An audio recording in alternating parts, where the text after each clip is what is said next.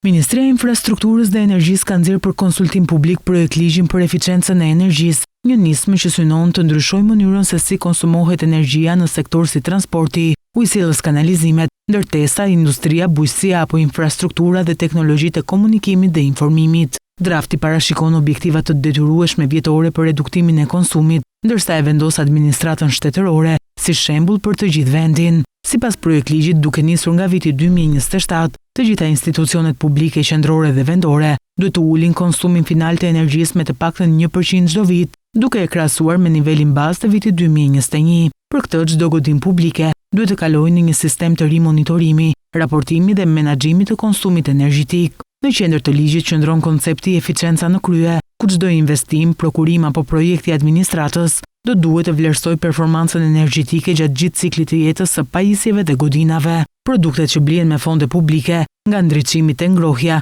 pajisjet elektronike dhe automjetet, duhet të plotësojnë standardet më të larta të eficiencës. Sikurse edhe në ligjin aktual, njësitë e qeverisjes vendore detyrohen të hartojnë plane të veçanta të veprimit për energjinë dhe klimën. Detyrohen të hartojnë plane të veçanta të veprimit për eficiencën e energjisë, të cilat duhet të konsultohen me Ministrinë përkatëse dhe shoqërinë civile përpara se të miratohen nga Këshillat Bashkiak. Projektligji i ri që shfuqizon ligjin ekzistues të vitit 2015 synon të parafrojë Shqipërinë me direktivat e fundit të Bashkimit Evropian për eficiencën energjetike dhe do të shërbejë si bazë për investime të mëdha në ndërtesat publike, duke i kthyer ato në shembull të transformimit të gjelbër që kërkohet edhe nga sektori privat.